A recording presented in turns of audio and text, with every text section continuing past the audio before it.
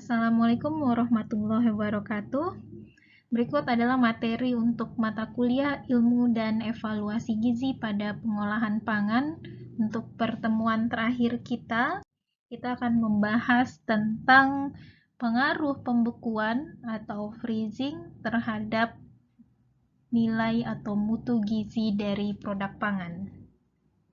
Secara umum, pembekuan bisa dikatakan suatu cara untuk meningkatkan umur simpan yang paling tidak mempengaruhi nilai gizi dari produk pangan.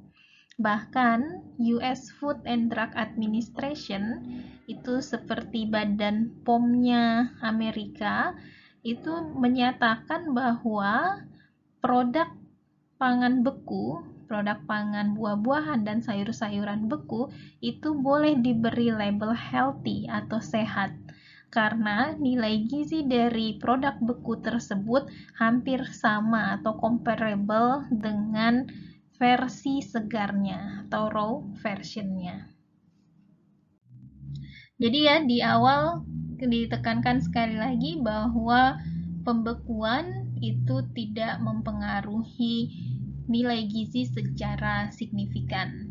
Untuk mineral dan juga fiber atau serat pada produk beku itu diketahui konsentrasinya hampir sama dengan produk yang non-beku atau produk segarnya.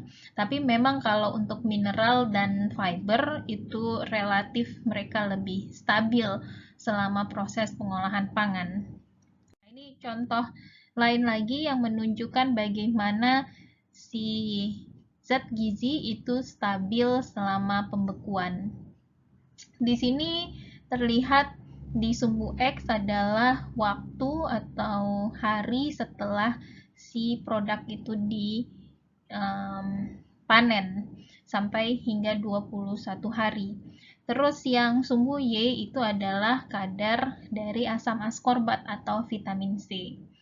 Terlihat yang diamond yang ini itu adalah disimpan di suhu ruang atau ambien. Terus kalau yang kotak itu disimpan pada refrigerator atau pada kulkas tapi bukan yang di freezernya. Terus yang segitiga ini disimpan beku. Nah, di sini kelihatan untuk yang disimpan di suhu ruang langsung turunnya kadar vitamin C itu sangat signifikan dan pada hari ke-7 itu sudah mencapai hampir 0%. Kalau yang disimpan chill atau disimpan di kulkas tapi tidak beku itu juga turun tapi penurunannya tidak setinggi di suhu ruang dan dia bisa bertahan hingga 14 hari. Jadi di 14 hari baru kadar asam askorbatnya mencapai 0%. Nah, untuk frozen terlihat di sini. Hingga hari ke-21 itu kadarnya relatif stabil. Jadi di awal memang terjadi penurunan, mungkin ini baru di tahap pada saat dia mau dibekukan. Tapi pada saat dia sudah beku hingga hari ke-21 masih stabil kadar vitamin C-nya. Di sini terlihat bahwa pembekuan itu dampaknya sangat kecil terhadap perubahan zat gizi di produk pangan. Meskipun demikian, penyimpanan beku atau proses penyimpanan beku mulai dari awal sampai nanti produk itu digunakan, ada beberapa hal yang mungkin bisa mempengaruhi nilai gizi dari produk. Yang pertama adalah pre-freezing processing atau proses yang kita lakukan pada produk sebelum dilakukan pembekuan. Untuk beberapa produk ada yang perlu dicuci dulu, ada yang perlu blensir dulu misalnya sebelum dilakukan pembekuan. Nah, pre-freezing proses ini bisa mempengaruhi kehilangan dari zat gizi. Terus yang kedua, bagaimana kondisi penyimpanan produk bekunya itu? Apakah suhunya stabil atau tidak stabil? Terus apakah pembekuannya cepat atau pembekuannya lambat? Dan yang ketiga, thawing. Thawing ini adalah suatu proses yang kita membuat produk dari yang beku menjadi tidak beku. Sayangnya tidak ada satu kata padanan ya bahasa Indonesia, jadi ini suatu istilah yang sangat umum digunakan di bidang pangan, yaitu thawing. Membuat produk dari beku menjadi tidak beku. Kalau dia es batu, dari es menjadi cair. Tapi kalau produk padat tidak bisa kita bilang dicairkan, karena yang tidak bekunya bukan dalam bentuk cair. Oke, saya harap nanti ke depannya kita akan menggunakan banyak kata thawing dan tidak bingung gitu ya, apa itu thawing. Nah, ketiga hal ini, freezing, processing, storage condition, terus thawing, itu akan mempengaruhi dari retensi zat gizi di produk pangan. Yang pertama kita bahas pre-freezing processing. Nah, sebelum kita membekukan, itu biasanya bahan pangan itu biasanya kita cuci atau kita blensir. Terutama untuk produk fruits and veggies, buah-buahan dan sayur-sayuran. Nah, untuk washing sendiri atau dicuci, pencucian itu bisa menyebabkan kehilangan beberapa zat gizi, terutama zat gizi yang larut di dalam air atau water soluble nutrients, karena kita bilas dia dengan air, jadi zat gizi yang ada di permukaan produk yang bersentuhan dengan air mungkin ikut terlarut sehingga hilang. Apalagi jika buah-buahan dan sayuran itu yang sudah dipotong-potong, maka akan banyak permukaan atau daging buahnya yang bersentuhan dengan air, sehingga lebih banyak yang hilang bersama air. Nah, yang kedua adalah blensing. Apa itu blensing atau biasa dikenal blensir? Itu adalah suatu proses atau perlakuan yang kita berikan kepada bahan pangan dengan menggunakan suhu tinggi tapi dalam waktu singkat. Bisa dalam bentuk kita siramkan dia dengan air panas atau kita masukkan bahan pangan tersebut di dalam air panas tapi dalam waktu yang singkat. Tujuannya adalah untuk menginaktivasi enzim, terutama enzim-enzim yang terlibat dalam reaksi oksidasi. Nanti akan dijelaskan bahwa selama penyimpanan beku, reaksi-reaksi yang ada di bahan pangan itu tidak berhenti, tapi diperlambat gitu. Jadi masih ada reaksinya, sehingga kita perlu menginaktivasi enzimnya supaya nanti selama penyimpanan enzim ini tidak menyebabkan kerusakan pada bahan pangan. Nah, di sini contoh yang biasa kita beri perlakuan blensir sebelum dibekukan itu adalah cauliflower dan spinach atau kembang kol dan bayam. Nah, jika kedua produk ini dibekukan tanpa diblensir terlebih dahulu, maka akan muncul off flavor atau flavor yang tidak diinginkan, flavor menyimpang setelah beberapa bulan karena terjadi oksidasi pada membran lipidnya. Tapi kalau kita blensir, nah ini umur simpannya langsung meningkat dari yang hanya beberapa bulan menjadi 18-24 bulan atau hampir atau bisa sampai 2 tahun lamanya. Nah, selama blensing itu si zat gizi bisa hilang atau rusak karena tadi kita gunakan air ya. Kalau produk itu kontak dengan air, maka ada resiko zat-zat gizi yang larut dalam air akan hilang bersama air tersebut. Dan yang kedua, kita menggunakan panas. Nah, kalau menggunakan panas, seperti yang sudah diketahui dari kuliah sebelum-sebelumnya, maka akan ada beberapa zat gizi yang rusak, terutama vitamin. Jadi, contoh di sini adalah asam askorbat. Dikatakan bahwa blensing yang dilakukan pada sayur-sayuran itu bisa mengakibatkan kehilangan atau kerusakan sekitar 5-40% asam askorbat. Jadi sekitar hampir setengahnya bisa mencapai hampir setengah dari vitamin C itu hilang. Nah, oleh karena itu blensir ini harus dilakukan seminimal mungkin, jadi tidak terlalu lama, secepat-cepatnya, tapi dalam waktu yang cukup untuk menginaktivasi enzim. Kalau terlalu cepat juga, jangan sampai enzimnya masih aktif, jadi percuma juga kita lakukan blensir. Nah, blensir ini mungkin tidak diperlukan, jadi bukan sesuatu yang wajib. Pertama, tergantung produknya. Kalau memang produk itu sangat rentan terhadap kerusakan enzimatis, maka dia perlu diblensir. Kalau tidak, tidak perlu. Dan kalau misalnya produk yang mau kita bekukan, itu dibekukan pada suhu yang sangat-sangat rendah, yang ekstrim, itu juga kita tidak butuh blensir. Contoh di sini diperlihatkan yang garis lurus, yang ini itu adalah produk yang diblensir dan disimpan pada suhu minus 24 derajat Celcius. Nah, yang lain itu adalah produk yang tidak diblensir.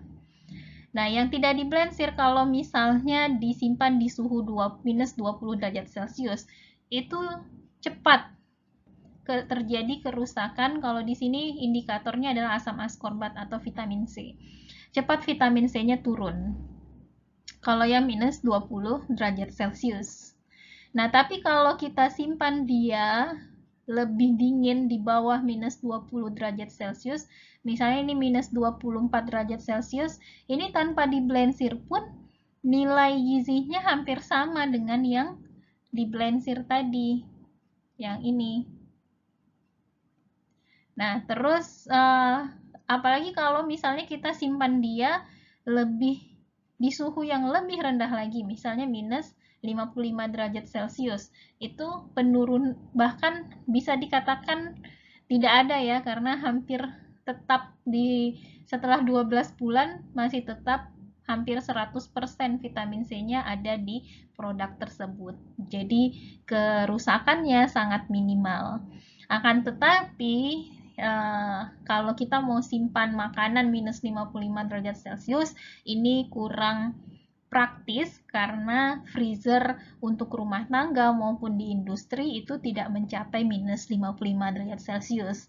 Ini lebih ke untuk mungkin menyimpan produk-produk sampel untuk penelitian yang freezernya khusus, terutama itu ada di laboratorium ataupun untuk farmasi, obat di rumah sakit, seperti itu ya. Kalau untuk makanan, jarang sekali kita memiliki freezer yang suhunya sampai minus 55 derajat Celcius. Oke, itu tentang contoh pre-processing sebelum kita melakukan freezing.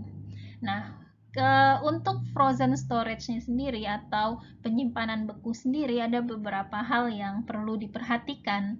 Yang pertama adalah pada saat kita mau melakukan pembekuan pertama kali, itu penting sekali untuk memperhatikan kecepatan dari pembekuan. Kecepatan dari pembekuan ini akan sangat mempengaruhi kualitas dari produk, terutama dari segi sensori dan nilai gizinya. Jika produk itu dibekukan dengan waktu yang lama atau slow freezing, jadi lambat proses pembekuannya, maka akan terbentuk kristal es yang besar, large ice crystals. Nah, kristal es yang besar ini dapat merusak struktur sel dari produk pangan kita. Ingat, produk pangan kita itu adalah berasal dari makhluk hidup seperti buah-buahan, sayur-sayuran, daging, dan sebagainya. Nah, seperti kita ketahui, makhluk hidup memiliki sel-sel, ada dinding selnya. Nah, sel ini bisa rusak kalau terbentuk kristal es yang besar di matriks pangannya. Nah, akibatnya apa? Ketika nanti produk ini ditowing, ingat tadi towing adalah dari beku menjadi tidak beku. Ketika dia ditowing, si kristal es yang tadinya beku terus kemudian mencair. Nah, karena struktur selnya sudah rusak, maka yang tadinya kalau sel itu kan dia seperti kompartemen-kompartemen ya yang terpisah-pisah. Yang tadinya ada zat X di sini, terus ada zat Y gitu ya, saling terpisah. Karena strukturnya rusak, maka dia bertemu. Apalagi ada air, kristal es yang meleleh jadi air. Nah, jadi X dan Y ini bisa bertemu, yang seharusnya mereka tidak bertemu. Nah, ketika senyawa-senyawa itu saling bergabung, mixing gitu ya di dalam suatu bahan pangan, maka akan muncullah suatu reaksi. Jadi, misalnya X ini enzim, Y ini adalah substrat. Tadinya dia terpisah, maka tidak terjadi reaksi enzimatis. Tapi gara-gara tadi selnya rusak, X dan Y bergabung, ketemu, terjadilah reaksi enzimatis. Yang bisa jadi itu tidak kita inginkan. Misalnya bisa terjadi pemutusan rantai-rantai polipeptida misalnya, atau terjadi pencoklatan enzimatis dan sebagainya. Terus yang kedua, ketika di towing, kalau kristal esnya besar dan juga struktur sel itu rusak, maka kemampuan bahan pangan untuk menyimpan air atau menahan air atau disebut water holding capacity-nya akan menurun. Kalau bahan pangan itu tidak bisa lagi mengikat airnya, maka airnya akan keluar dari bahan pangan. Kalau pernah memperhatikan, kita keluarkan daging dari freezer, kadangkala ada air seperti darah yang keluar dari dagingnya itu. Nah, air yang keluar itu kita sebut sebagai drip loss. Nah, air yang keluar dari bahan pangan ini dia membawa beberapa zat gizi, terutama zat gizi yang larut dalam air, beberapa vitamin, beberapa mineral, atau juga protein yang larut air, sehingga kita akan mengalami kehilangan sedikit dari zat gizi. Nah, salah satu teknologi yang bisa digunakan, yang sudah ditemukan gitu ya, untuk menurunkan kemungkinan kerusakan produk akibat terbentuknya kristal es yang besar, itu adalah dengan menggunakan anti-freeze peptides atau AFP. AFP ini bisa ditemukan pada ikan-ikan yang hidup di Arktik ya, di kutub. Di sana kan suhunya sangat dingin. Tapi kenapa dengan suhu yang dingin ikan tidak membeku? Karena dia punya AFP ini, anti-freeze peptide. Jadi peptida yang punya kemampuan agar dia air di sekitarnya tidak membeku. Jadi dia menurunkan titik beku dari air sehingga pada saat kita melakukan proses pembekuan, kristal tidak terbentuk kristal es yang besar. Akan tetapi teknologi ini masih mahal karena untuk mensintesis AFP itu mahal, sehingga mungkin belum untuk saat ini belum secara teknis belum dimungkinkan untuk diaplikasikan di industri pangan. Oke, selain kecepatan dari pembekuan, jadi penting sekali pembekuan itu dilakukan secepat mungkin.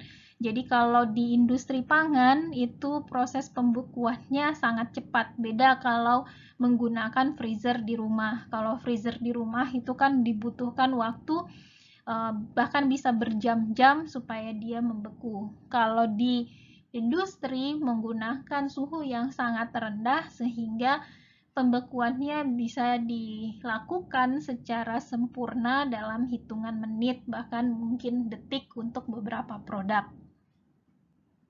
Lalu berikutnya adalah reaksi selama penyimpanan. Nah, ingat bahwa di dalam bahan pangan itu banyak senyawa-senyawa kimia di dalamnya, ada protein, lemak, karbohidrat, enzim yang bisa saling berinteraksi sehingga membentuk suatu reaksi. Ada reaksi yang diinginkan, ada reaksi yang tidak diinginkan.